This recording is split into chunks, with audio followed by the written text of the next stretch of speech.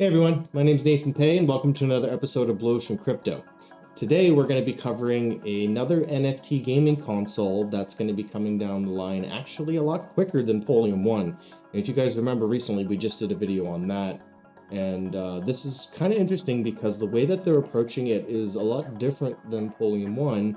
And the company, and I don't know if I'm going to pronounce their name right here, but Zilliqa, they're actually already a sharding-based blockchain network. And for people who aren't familiar with what sharding is, basically, you can imagine, with blockchain or Ethereum, you've got, a block that's being written with all the transactions, and then it takes a certain amount of time for that to process. Sharding basically allows for simultaneous blocks to happen at the same time.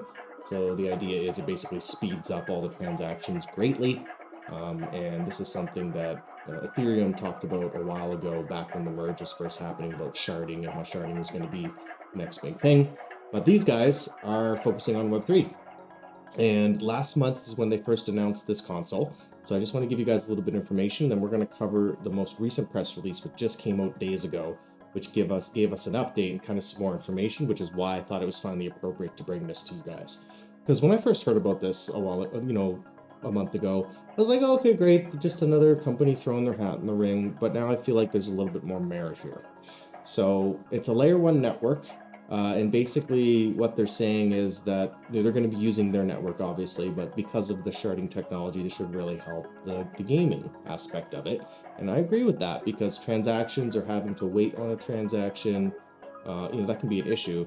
We've all kind of seen that with a lot of Ethereum and Polygon-based games, where if you've got approved transactions, there can be delays. It's not the end of the world, but it is an inconvenience, and we definitely need a way to speed that up. Wax network was a good one that I found kind of got around that with their whole staking system. But they talk about how Web3 games should feel no different than playing a Web2 game. A Web3 native gaming console with a native wallet is a huge step towards mass adoption of Web3 gaming. I agree with that. And basically they talk about how they want to reduce the friction of the onboarding process for gamers new to Web3. Included in the device is exclusive access to their games, which is really what sets this apart from Polium 1. Polium 1 is cross-chain compatible with many different games. This console is going to be specific just for games that they develop. So it's going to be limited in scope in that aspect. So I definitely think Polium 1 has one up on them there. But depending on how big of an ecosystem they build out and how many games they develop, they're trying to be like the Sony, the PlayStation, the Microsoft, the Xbox, where companies or games have to develop specifically for them, for their network, which I think is a good thing too, just a completely different approach from Polium 1. They said that there was a lot of great response from the gaming community when they first talked about this, but the thing that really kind of gets me excited about it is the console is set to be released in early 2023 with 2 titles. So we don't have to wait 4 years or 5 years, go through all this fundraising and all this other long roadmap basically to get here. I mean, next year we're going to be potentially playing this. I want to test one out, see how it goes. I'll be sure to give you guys my full review on it when that happens. Kind of gives us some, specs here: 4 USB ports, 2 USB 2, headphone jack, which I think is interesting that we got a headphone jack right on the console. Why not just wireless? But that's okay. Maybe some people want to plug in. And then it actually looks like a pretty cool design. And I like that they're going with the Z. That's kind of their brand. So this was kind of the first introductory one, oh, cool, okay, they're making a console. If they're going to have their own games, there's only going to be 2 that you can play. So I was like, we'll see what happens. And then recently, they also just came out with a little bit more information. So they basically explained how, there's some issues in the play-to-earn industry. They want to tackle this and fix it. It seems to be a common PR angle of a lot of play-to-earn projects right now. So I feel like it's losing a little bit of its impact when everyone is saying, hey, there's problems, we want to fix it. But that's kind of the narrative right now that we're seeing with all these projects, and it doesn't necessarily mean it needs to take away from what they're doing, because they could in fact be very much trying to solve these issues, right? So up here they're talking about how, there's an issue with people having to constantly pay. Once you buy a game or you download a game, there's all these transactions that kind of have to occur later. So they want to talk about, they're standing up for the idea of playing to collect funds instead of paying real money to access entertainment. So if you're a serious gamer, great. You'll be incentivized to play because you're earning money. If you're a casual gamer, also great. You have the right to enjoy your game without having to invest heavily in it. It's still okay if you don't earn so much.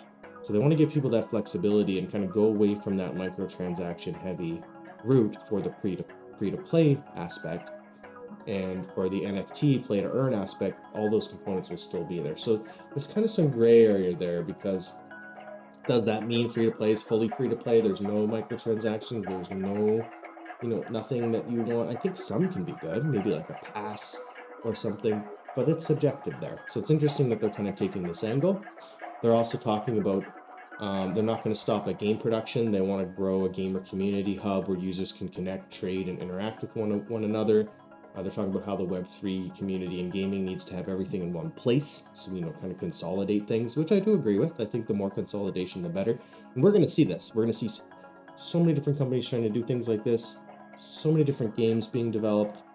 But slowly over time, it's going to consolidate, and we're going to have a couple giants. We're going to have a couple main key players that are kind of leading the way for most of this. That's traditional of any industry, really. We're just so early. We're seeing all these little startups everywhere. And publicly funded companies too, not just startups. So they talk about how there's an built-in cold wallet. They don't have access to your seed phrase. You do, so that's why it's considered a cold wallet. And basically each account has one wallet. They don't really want people at first making multiple accounts with multiple wallets, but they said they will look into that. You're gonna have kind of one main account. The blockchain runs in the background, doesn't complicate things much for players, which I think is going to be interesting. So it's also going to be supporting non-crypto savvy players. Basically, in the very beginning, it'll show you how the wallet works, how the tokens work. Otherwise, get going, go have some fun, play some games. So, of course, I think the idea is to intrigue Web 2 players to do this. But our Web 2 players are going to be buying this console, right? Like if you're trying to get Web 2 players to come into your space and your console is focused on Web 3 games, I think it's going to be interesting how they kind of bridge that gap, but we'll have to see. They also talk about how there's a mining option, and this is what I think is really cool. So basically, you just need to have the console, open your account, and select the automate mining when you're not playing option on, which will allow you to mine the ZIL tokens, which users can use when not playing games, which can be spent to buy more games, skins, and weapons, or just convert into other currencies. So basically, keep your console on, let it mine some tokens for you, and then you can use those in the games in between when you're playing.